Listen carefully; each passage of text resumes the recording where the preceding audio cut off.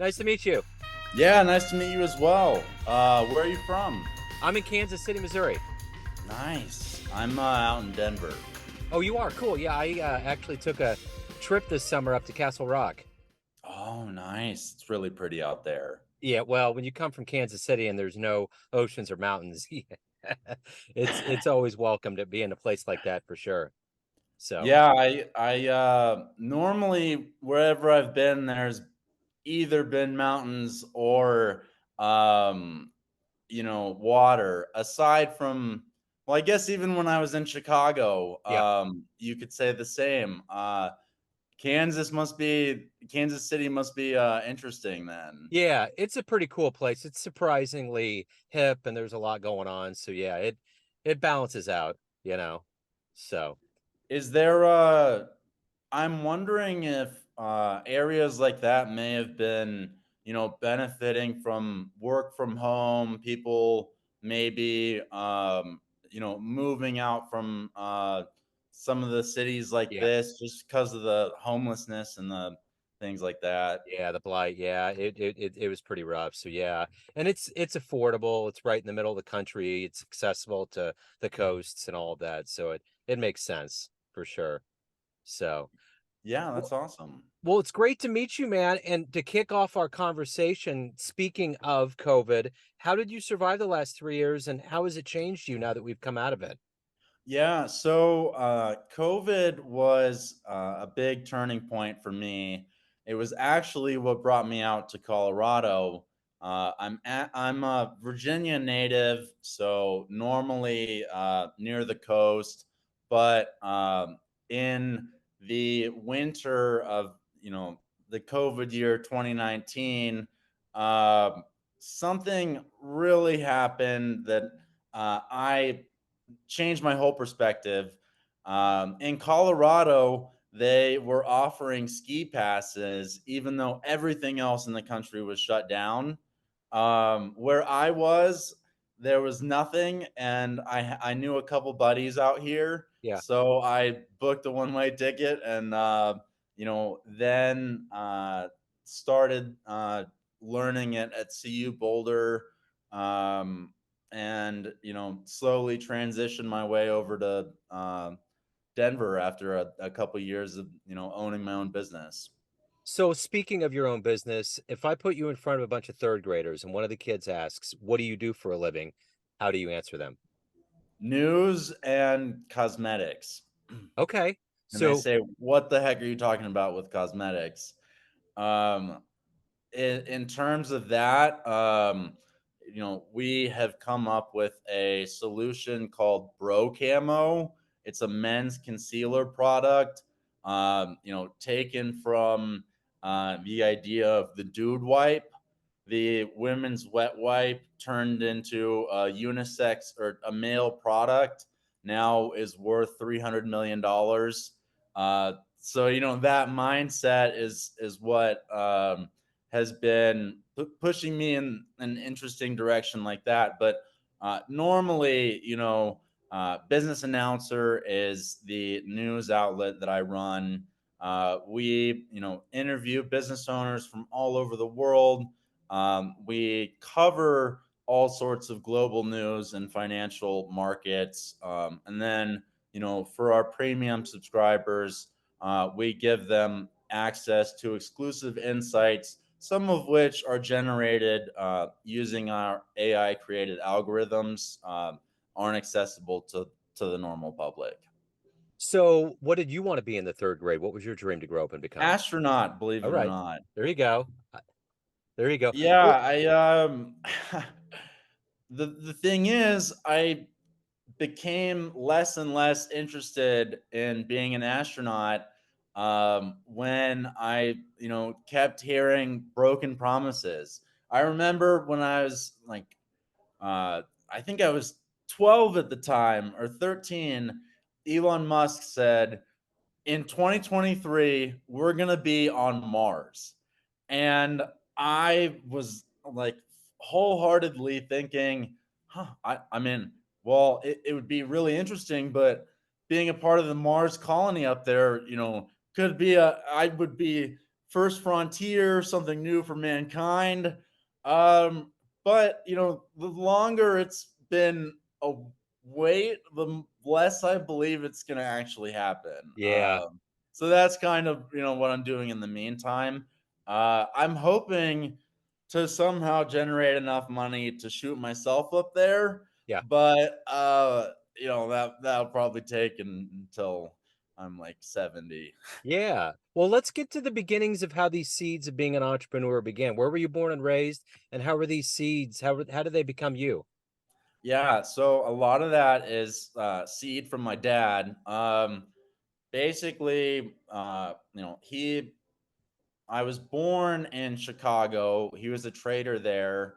But then the commodities market crashed in 2001. So he decided he was going to start his own business. The choices that he came up you know, with this guy with a degree in financial or MBA in financial derivatives, really smart guy, he says, okay, the two best ideas I can come up with are handcuffs or rubber duckies. And he ended up going with handcuffs. Turns out that businesses with government contracts are very lucrative. The average, believe it or not, makes $2.5 million a year. Wow. um, Selling anything from rugs to pencils to paper clips. He sells handcuffs and restraints and other uh, things. But ever since I was aside from the astronaut dream, I've always been you know showing entrepreneurial spirit. Take it back 8 years ago. I ran a charity called Hampton Roads Backpack Attack. We gave thousands of backpacks filled with school supplies to kids in the area. Um, so, I just enjoy getting out there and learning and failing and growing. Yeah, It, for sure. it's Who's been a fun. hero for you in your life? My dad. Yeah, I figured as much. What if you can meet anybody alive on the planet right now and spend some time with them? Who would it be? I think it would be Jay-Z. Okay. I like him as a recording artist. I appreciate the work he's done as an author. He has a book called Decoded. And on top of that, he's the richest musician in the world. At I think he's at $2 billion now. So I think he is the guy who I'd love to sit down and have a coffee with. If not him, then probably Charlie Munger or Warren Buffett. Okay. So, of all of the things that you've done as an entrepreneur up to this point, what's your best success story? Man, I mean, I truly believe that my best success story was Hampton Roads Backpack Attack, and I can, give you a little more detail on that. It was started as a little middle school project way back in the day, but just so happens that our next door neighbor was the vice president of Dollar Tree. And we had some, other connections in the area. So I was truly able to make a positive difference in a lot of people's lives. I think in terms of success, it's got to be that. And hopefully, with success in business, I can one day, find a way to give back in a manner that's even cooler than that. But I got to find a cooler name than Hampton Roads Backpack Attack this time. I'm sure you will, for sure. So, would you say that of all the things you've done, that this is the thing that you're the proudest of? I would say so. Yeah. Okay. So, Let's say you have a dream tonight. You run into a much younger version of yourself, and you could give that version of you a piece of advice based on the life you've led so far. What advice would you give your younger self? Take it easy. Don't be so stressed about the little things because, as long as you're making yourself 1% better every day, then by the end of the year, you'll be at least, 100% better than you were before.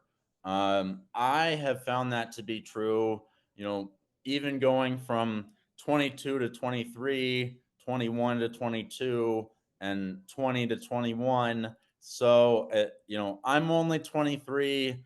Young entrepreneurs or people who are older, you all have a chance, but start slow because if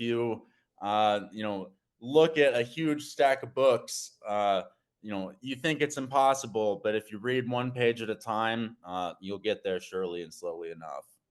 So, if you could see any event that's happened on this planet in human history, what would you love to be there to witness firsthand? Oh man.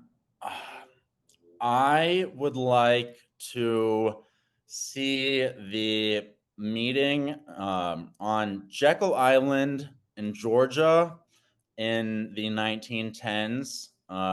It was when the Rothschilds and J.P. Morgans and the Rockefellers, they all got together on this island and decided that they were going to um, create a central bank, which was able to not be backed by gold and could pull money out of nothing, which created the phenomenon we see now of countries spending more than they have and racking up, huge credits that are, actually going back to the private banks.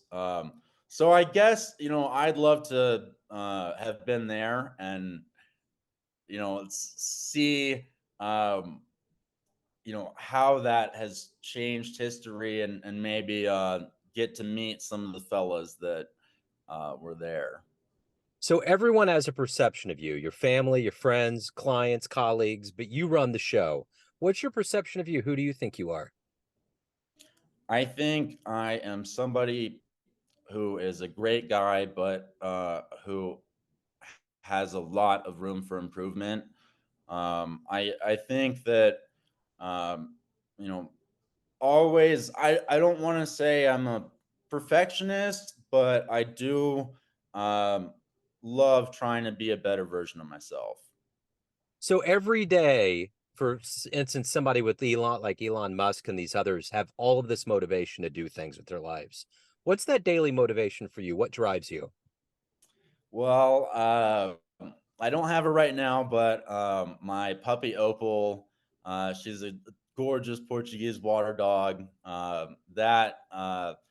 She keeps me going.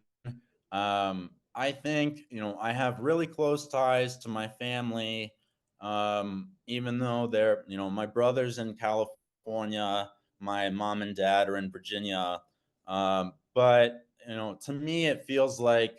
Uh, we're right next to each other, especially because, um, you know, truly we're less than a day apart. I mean, um, if they really needed me, shoot, I could, get on a plane and get over there if need be. So I would say, for my family is a big part of it too. Absolutely. So, hey, if anyone wants to reach out to you, learn more about you, your business, where can they go? Yeah, so businessannouncer.com is where all the action is happening. I do have a fairly large following on Instagram at Sven Patzer, SvenPatzer.